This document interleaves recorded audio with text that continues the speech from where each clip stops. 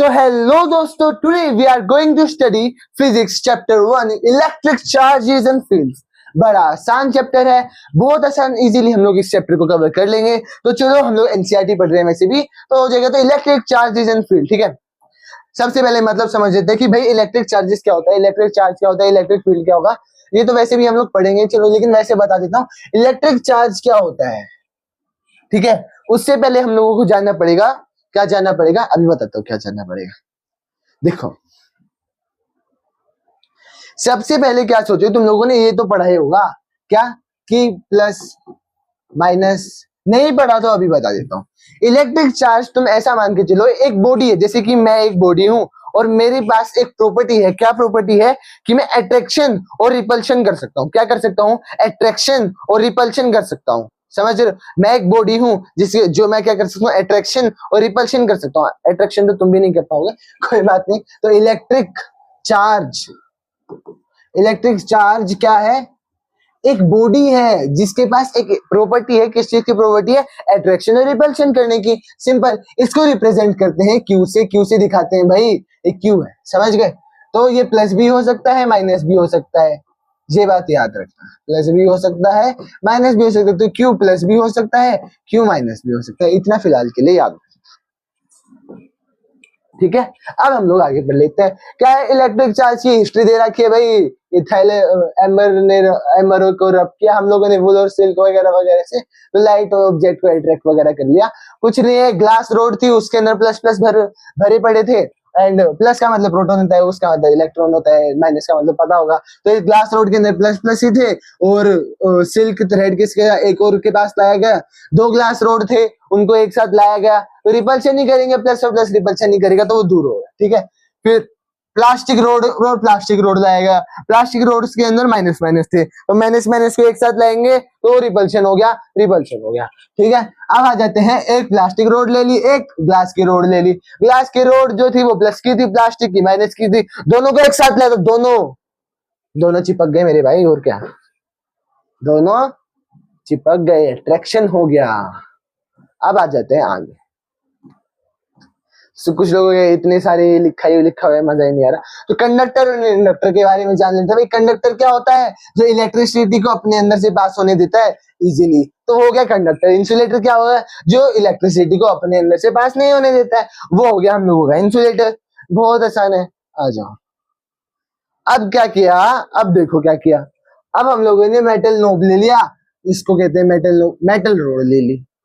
Road ले ली, और रबड़ का ये कर दिया, ठीक है, जिससे कि वो सब ना हो, कोई प्रॉब्लम, अट्रैक्शन रिपल्शन।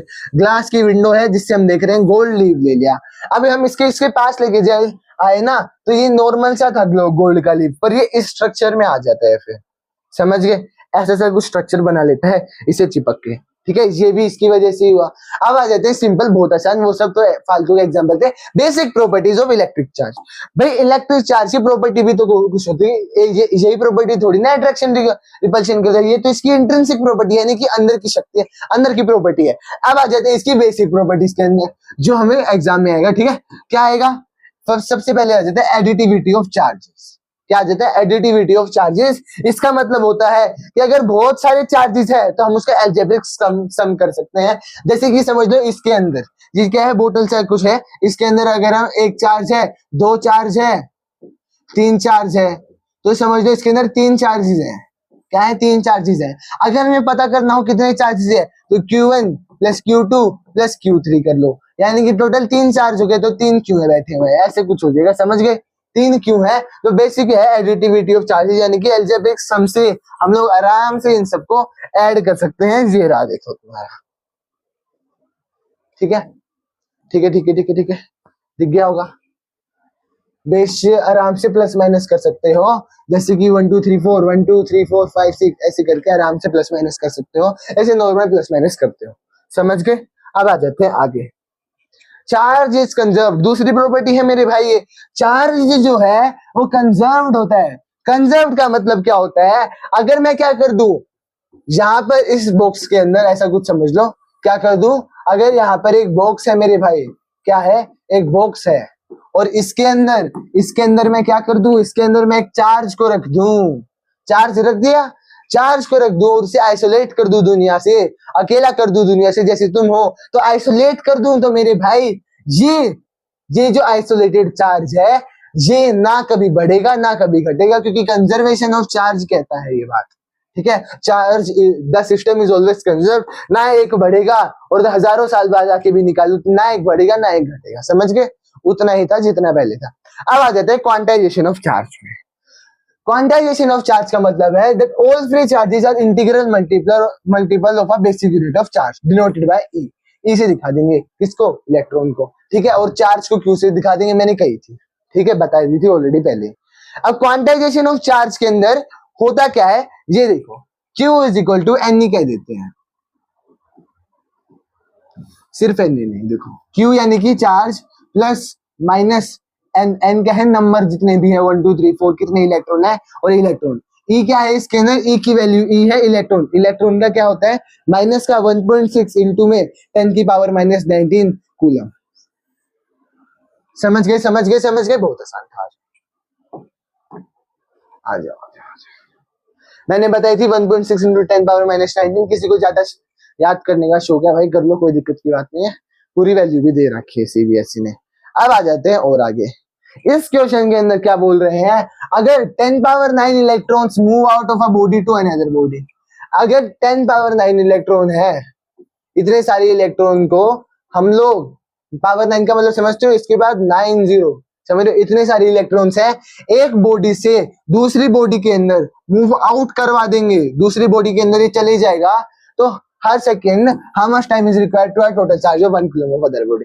तो कुछ नहीं है, ये फॉर्मूला होता है 1 coulomb divided by 1.6 into 10 power minus 10 is equal to 6.25 निकल जाएगा। फिर इसका हम लोगों को 365 यानी कि डेज जो हो गए 24 आवर्स 3600 ईयर्स, फिर 198 ईयर्स आंसर आ जाएगा भाई, कैलकुलेशन है और कुछ नहीं है, ठीक है।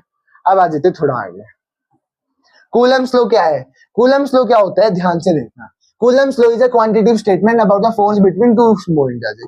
भाई दो पॉइंट चार्जेस है उनके बीच में कितना फोर्स लग रहा है वो कूलम लो बताता है। कूलम लो क्या बताता है, जो एफ होता है डायरेक्टली प्रोपोर्शनल होता है Q1 के, जो एफ होता है वो डायरेक्टली प्रोपोर्शनल होता है Q2 के फोर्स की बात हो रही है, ठीक है, और इनडायरेक्टली प्रोपोर्शनल होता है उनके डिस्टेंस पे, समझिए। तो फॉर्मूला क्या बनेगा डिस्टेंस के स्क्वायर पे, तो फॉर्मूला क्या बनेगा F is equal to K Q1 Q2 by R का स्क्वायर। K कहां से आया, K भाई डायरेक्टली प्रोपोर्शनल को हटा देते हैं तो K आ जाता है, और क्या, ये फॉर्मूला आ गया। K Q क्या है चार्ज है, R क्या है Q और Q2 के बीच का डिस्टेंस है, और K क्या है, K कुछ नहीं है, K हमारा कांस्टेंट आया है अभी अभी, ये K की वैल्यू होती है, K की क्या वैल्यू होती है, K की वैल्यू होती है 9 इंटू 10 पावर 9, K की वैल्यू है 9 इंटू 10 पावर 9, समझ गए, K की वैल्यू है ये। अब आ जाते हैं आगे, 9 इंटू 10 पावर 9 हो गया। अब क्या आते हैं आगे, ये तो हो गया हम लोगों का, और एक और इसकी वैल्यू होती है K is equal to 1/4 pi E naught, समझ गए, ये एक और इसकी वैल्यू होती है K is equal to 1/4 pi E naught. अब हम लोग फिर आगे आ जाते हैं, और आगे आ जाते हैं मेरे भाई, और K का हम लोग ये भी याद, मैंने बताया 9 इंटू 10 पावर 9 होती है, और ये फोर्स की वैल्यू 9 अगर अब K को हम लोगों को डिफाइन करना हो तो कैसे करेंगे, अगर फोर्स हमारी 9 इंटू 10 पावर 9 कब होगी, जब हमारा Q और Q2 1 कूलम हो जाए, R 1 मीटर हो जाए, तो फोर्स की वैल्यू अपने आप ही 9 इंटू 10 पावर 9 आ जाती है, क्योंकि 1 गिना नहीं जाता तो हट जाते हैं आज। और 1/4 बाई ई नोट बताया था मैंने आपको K की वैल्यू, तो इसमें ई नोट की वैल्यू होती है 8.854 इंटू 10 पावर माइनस 12, ठीक है। आ जाओ,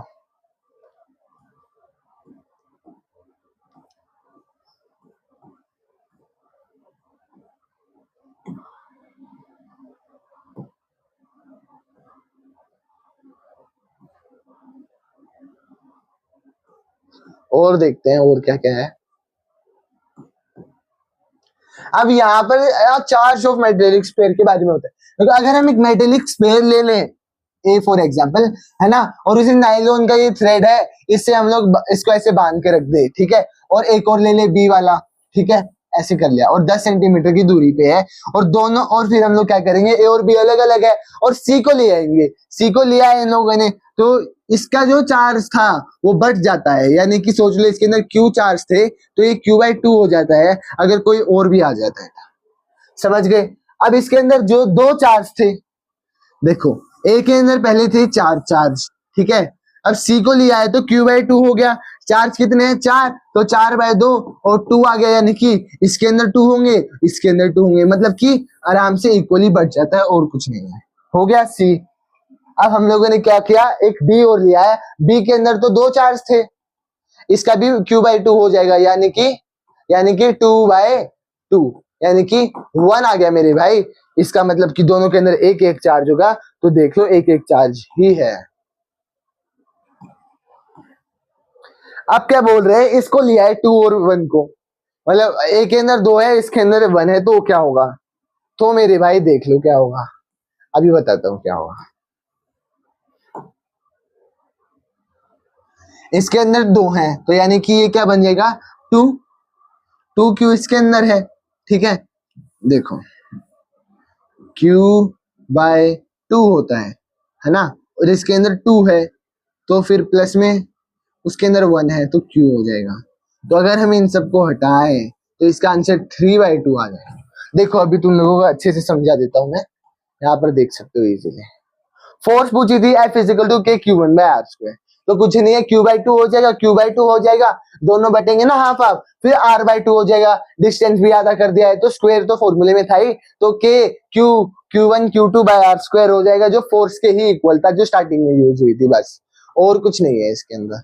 और आगे आ जाते हैं, ये बोल रखा है कि जो होता है हम लोगों का क्या, हम लोग अगर मल्टीपल चार्जेस आ जाते हैं, यानी कि मल्टीपल बड़ा सिस्टम आ जाता है, सिस्टम ऑफ चार्जेस आ जाता है, तो बेसिक फोर्स को ऐड कर देते हैं। F1 = F12। 1 2 का मतलब क्या होता है, force on 1 due to 2।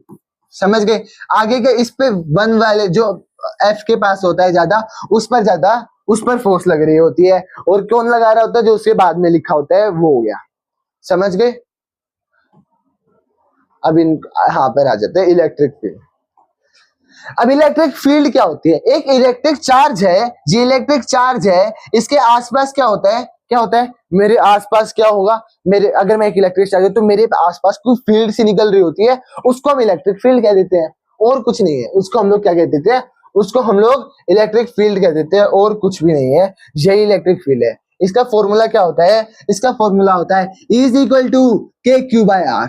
K की वैल्यू बताई थी 1/4πE0, तो इसके ये वैल्यू होती है, तो अब आ जाते हैं यहाँ पर, यानी कि E=KQ/R²।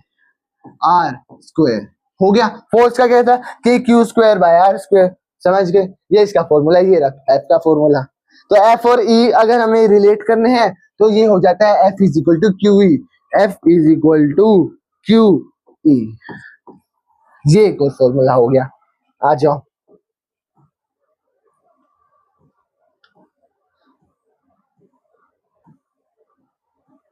सिस्टम ऑफ चार्जेस में वो वैसे ही जैसे फोर्स कर रही थी, ये भी वैसे ही कर देगी। ठीक है, ठीक है, ठीक है। अब आगे आते हैं यहाँ पर, आ जाओ। An electron falls through a distance of 1.5। एक सिंपल सा सवाल दिया हुआ है कि यहाँ पर माइनस है, यहाँ प्लस है, ये प्लस से माइनस की तरफ जाएगा हमेशा, तुम्हें पता होगा। ठीक है, 1.5 सेंटीमीटर डिस्टेंस वगैरह है, हमें कुछ नहीं बताना, ग्रेविटी का सीन आ जाएगा, तो वो फॉर्मूला है भाई, सिंपल सी बात है, एक्सीलरेशन का फॉर्मूला यूज करेंगे, मास हमें पता ही है, और इलेक्ट्रॉन का ये वाला सब फॉर्मूला यूज करके इजीली आंसर आ जाएगा। ठीक है, इलेक्ट्रिक फील्ड लाइंस मैंने बता दी थी, चार्ज के अंदर होती है, बहुत आसान है, पॉइंट चार्ज की ऐसी है। और अगर एक और चीज होती है, देखो पास वाला जो इलेक्ट्रिक फील्ड का, ये इसको एक चार्ज मानो, सोचो यहाँ पर एक चार्ज है और इसके पूरे एरिया में ऐसे इलेक्ट्रिक फील्ड फैली हुई है, इलेक्ट्रिक फील्ड फैली हुई है इसके पूरे एरिया में अंदर। समझ लिया? तो जो पास वाला रीजन होगा, जहां जो रीजन होगा, ये वाला रीजन बहुत ज्यादा डेंस होगा, और इलेक्ट्रिक फील्ड यहाँ पर डेंस होगी, तो स्ट्रॉन्ग फील्ड होगी यहाँ पर इलेक्ट्रिक। पर जितना दूर जाते जाएगा वो उतनी वीक होते चले जाएगी, उतना ही फीकी होते चले जाएगी इलेक्ट्रिक फील्ड। समझ गए? और आगे देख लेते हैं और क्या क्या है। ये तो छोटे मोटे डायग्राम है। प्लस वाला चार्ज होता है तो उससे इलेक्ट्रिक फील्ड निकलती है, माइनस वाला होता है तो उसके अंदर इलेक्ट्रिक फील्ड आती है, पॉइंट चार्ज की बात कर रहा हूँ। ठीक है, और अगर प्लस प्लस को रख दे तो रिपल्शन होता है, तो इलेक्ट्रिक फील्ड निकलेगी और वो ऐसे निकलेगी, समझ रहे हो, समझ रहे हो कैसे निकलेगी। और प्लस और माइनस का है तो वो उसके अंदर जा रही होगी, समझ गए होगी, बहुत आसान है। प्लेन से निकल रही होगी एक एरो, नॉर्मल एरो की तरह, समझ गए, बहुत आसान है ये सब। अब आ जाते हैं हम लोगों का इलेक्ट्रिक फ्लक्स शुरू हो जाता है। इलेक्ट्रिक फ्लक्स क्या होता है, जब वैसा जो हमने अभी भी प्लेन देखा उस प्लेन से इलेक्ट्रिक फील्ड निकलती है, तो जैसे ये प्लेन है, इससे एक प्लेन से जब इलेक्ट्रिक फील्ड निकलती है तो उसे हम लोग इलेक्ट्रिक फ्लक्स कहते हैं, जिसमें हम एक एरिया को ले रहे होते हैं, समझ गए, तो उसे हम लोग इलेक्ट्रिक फ्लक्स कह देते हैं। ठीक है, number of electric field lines है ना पासिंग फ्रॉम द प्लेन, ठीक है, इलेक्ट्रिक जितने number of electric field lines निकल रही है एक प्लेन से, उसे हम लोग इलेक्ट्रिक फ्लक्स कह देते हैं। इलेक्ट्रिक फ्लक्स का फॉर्मूला हो जाता है, फ्लक्स को हम लोग ये फाई कहते हैं, इसको इलेक्ट्रिक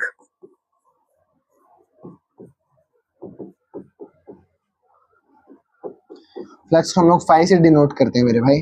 तो ये phi is equal to E dot D S और कोस थीटा लग जाता है। जब डॉट होता है तो जब डॉट होता है, जो बायो वाले स्टूडेंट है उनके लिए बता रहा हूँ, जब डॉट होता है तो वो कोस थीटा बन जाता है, और जब क्रॉस होता है तो वो साइन थीटा बन जाता है। तो यहाँ पर क्या है, यहाँ पर डॉट है, ए डॉट एस, एस क्या है, सरफेस, कितना सरफेस है, वो फॉर्मूले के हिसाब से होता है, समझ गए। इलेक्ट्रिक डाइपोल क्या होता है, जब दो चार्जेस को हम लोग काफी स्मॉल डिस्टेंस पे रख देते हैं तो क्या होता है, इलेक्ट्रिक जो ऑपोजिट चार्जेस को दो ऑपोजिट चार्जेस को जब हम लोग स्मॉल डिस्टेंस पे रख देते हैं तो उसे हम लोग इलेक्ट्रिक डाइपोल कहते हैं। पेयर होता है equal and opposite point charges का, ठीक है, सेपरेटेड बाय डिस्टेंस 2 है, समझ गए, उसे हम लोग डाइपोल कहते हैं। अब इसका डेरिवेशन है छोटी मोटी सी, वो भी कर लेंगे, कोई दिक्कत की बात नहीं, सारी डेरिवेशन एक साथ कर लेंगे। आगे बढ़ते हैं,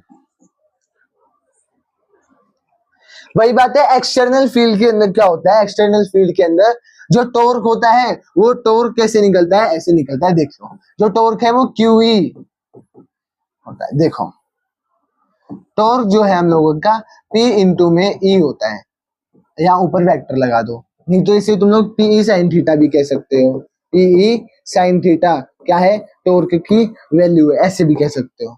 इसका छोटा सा डेरिवेशन है, वो भी बहुत आसान है, QE लिख देंगे, इनटू में 2a sin थीटा लिख देंगे, 2a को P बोल देंगे, P क्या है, डाइपोल मोमेंट है, और कुछ नहीं।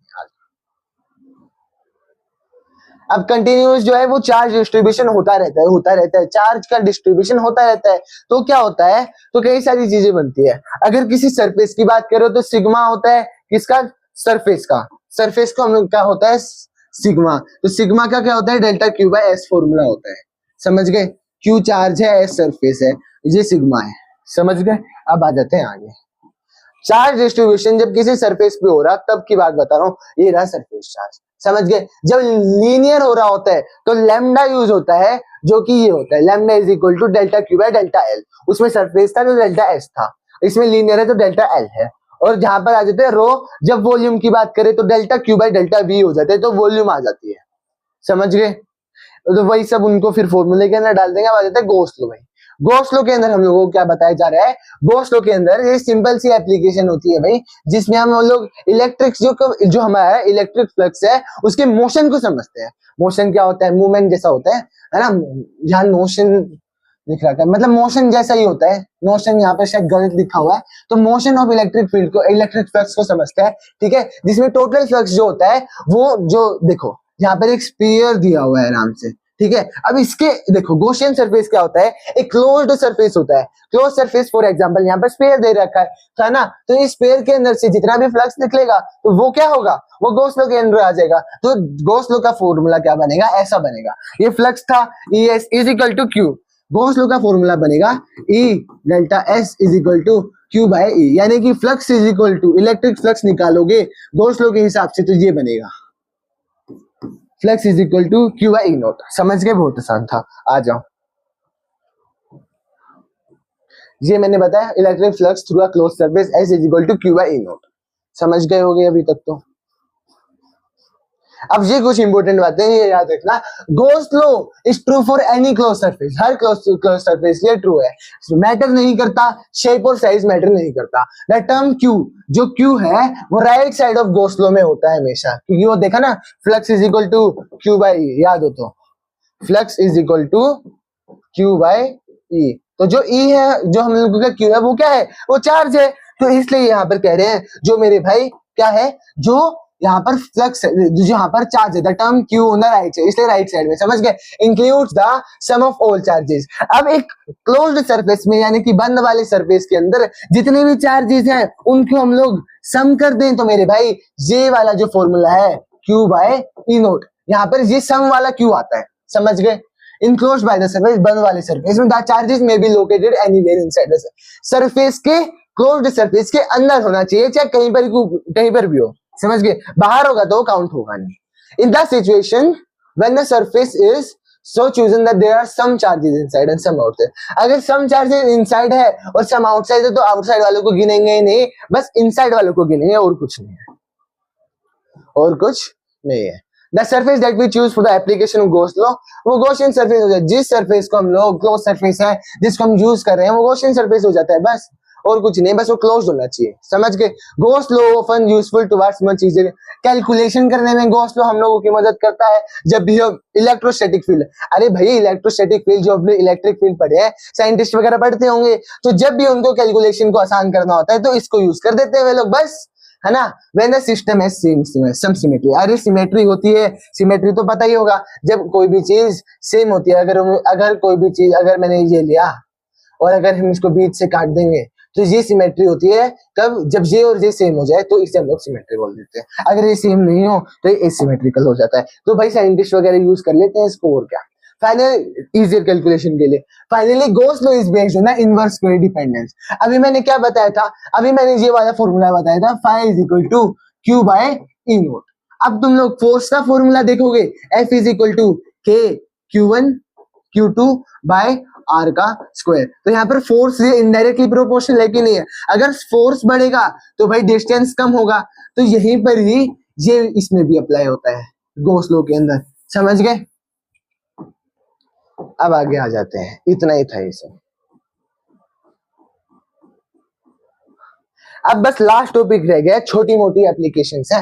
एप्लीकेशन यानी कि यूज कहाँ कहाँ हो रही है ये सारी चीजें, यानी कि ये सारी चीजें जो है ये यूज कहाँ कहाँ हो रही है, देखो कहाँ कहाँ हो, अभी बताता हूँ। अगर हम लोग इमेजिनेशन करनी पड़ती है, ऑफ कोर्स, क्या, अगर हम लोग एक इन्फिनिटली लॉन्ग स्ट्रेट वायर है, एक ऐसी वायर हम लोगों ने सोची जो इन्फिनिटली लॉन्ग है, इतनी लंबी है कि खत्म ही नहीं हो रही है, हम लोग उसके अंदर भी निकाल सकते हैं कि इलेक्ट्रिक फ्लक्स क्या होगा, उसके अंदर भी निकाल देंगे। ऐसे निकालेंगे, ये इतने सारे प्लस प्लस प्लस हैं, एक लॉन्ग वायर सोच लो, एक लॉन्ग वायर, ठीक है, इन्फिनिटली लॉन्ग समझ लो, तो हम लोग इसका गॉसियन सरफेस बना देंगे, तो हम लोग सिलेंडर होता है इसका गॉसियन सरफेस, तो ऐसे करके पूरा गॉसियन सरफेस बन जाता है, ठीक है। अब एक सरफेस की बात करनी है हम लोगों को, इस वाले की बात करेंगे। 3 सरफेस बनते हैं इसके, एक ये और एक ये, ठीक है। जहां से भी इलेक्ट्रिक फील्ड निकलेगी ये निकल गई, जहां से भी इलेक्ट्रिक फील्ड निकलेगी ये निकल गई, जहां से भी इलेक्ट्रिक फील्ड निकल गई ये निकल गई। अब इन दोनों की हम लोग क्यों नहीं ले रहे हैं, सिर्फ एक की क्यों ले रहे हैं, क्योंकि यहाँ पर 90 डिग्री का एंगल बन गया यार, यहाँ पर क्या बन गया है, यहाँ पर 90 डिग्री का एंगल बन गया, और क्या, जब 90 डिग्री का एंगल बनता है तो वहां पर वो इंक्लूड नहीं होता है, समझ गए। अब आ जाओ आगे, यहाँ पर 0 डिग्री का ले रहे हैं इसलिए क्योंकि साइन थीटा साइन 90 की वैल्यू 0 होती है तो काउंट नहीं होती। आ जाओ, तो यहाँ पर इसका फॉर्मूला बन जाता है is equal to lambda by 2 pi E naught R, किसका, इसका लॉन्ग स्ट्रेट वायर का, is equal to lambda by 2 pi E naught R. अब अगर हम लोग इन्फिनिटली लॉन्ग, ये इन्फिनिटली प्लेन शीट लेते हैं, इतनी बड़ी प्लेन शीट इन्फिनिटली लॉन्ग, तो इसका भी 90 डिग्री का एंगल बन के एक जगह कैंसिल हो जाता है, पर यहाँ पर 0 डिग्री बन जाता है, साइन 0 की वैल्यू 1 होती है, तो यहाँ पर हम लोग काउंट कर लेते हैं, तो इसका is equal to sigma by 2 E naught 2 epsilon naught बन जाता है, समझ गए। अब ये आ जाता है सर्कल वाला, ये काफी बड़ा होता है, तो uniformly charge thin spherical shell, तो हम लोगों ने ये स्फेरिकल शेल लिया, तो इस स्फेरिकल शेल को अगर हम लोग अंदर लेंगे इसके चार्ज को तो वही बनेगा इज इक्वल टू के क्यू आर वाला, बीच में लेंगे अगर अंदर लेंगे तो 0 बनेगा, सरफेस पे लेंगे तो सरफेस का जो रेडियस है वो वाला रेडियस यूज होगा के क्यू आर में, और अगर बाहर लेंगे तो जो बाहर वाला रेडियस है जिस पॉइंट में है तो वो वाला लेंगे, समझ गए। तो बस इस छोटे से चैप्टर में था इतना ही, तो आज के लिए चैप्टर खत्म होता है, एंड हम लोग फ्यूचर में ऑफ कोर्स इसके हर टाइप के क्वेश्चंस को प्रैक्टिस करेंगे, रिवीजन सीरीज भी लाऊंगा। सो आज की वीडियो के लिए इतना ही, thank you, have a great day.